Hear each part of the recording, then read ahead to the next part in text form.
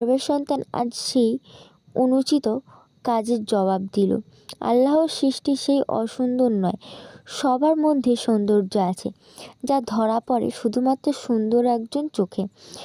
নিস্তব্ধ রাত, চারিদিকে ঝিঝি পোকার ডাক। হেমলতা চোখ খুললেন। হট করে ঘুমটা ভেঙে গেল। শট ইন্দ্রিয় ইঙ্গিত করছে কোনো ষড়যন্ত্রের। লহরী ঘরের ডান পাশে দুজোড়া পায়ের আওয়াজ। হেমলতা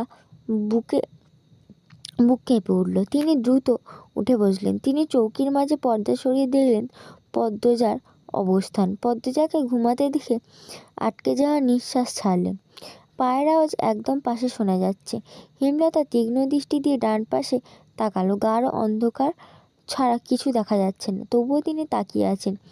দৃষ্টি দেখে মনে হচ্ছে অদৃশ্য গ্রবণ শত্রুকে তিনি দেখতে পাচ্ছেন। হেমলতা ঝাঁঝালো কণ্ঠে পায়ের আওয়াজ থেমে গেল। সেকেন্ড কয়েক পর দুই জোড়া পা যেন ছুটে পালালো। আলো ফোটার পূর্বে নিদ্রা ত্যাগ করে 4 মা মেয়ে একসাথে নামাজ পড়ল। এরপর বারান্দার শীতল পাটি বিছিয়ে 3 বোন পড়তে বসল।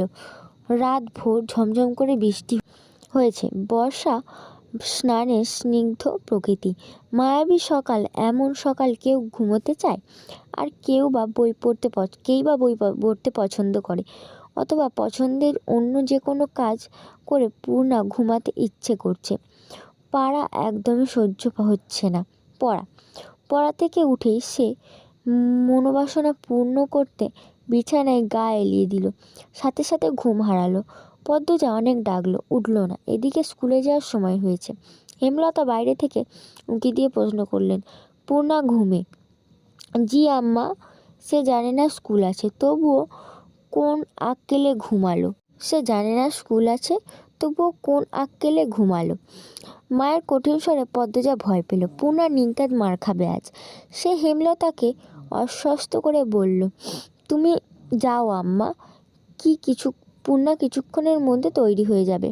হেমলতা জানেন পূর্ণা এত সহজে ঘুম থেকে উঠবে না। অহরহ এমন হয়ে আসছে, যতই আদর করে ডাকা হোক না কেন, মিষ্টি মাখা সকালে তার ঘুম ছোটানো যায় না। বাঁশের কঞ্চি পূর্ণা খুব ভয় পায়।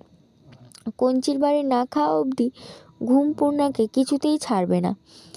এ যেন ভূত ছাড়ানোর মতো। হেমলতা বাঁশের কঞ্চি আনতে যান।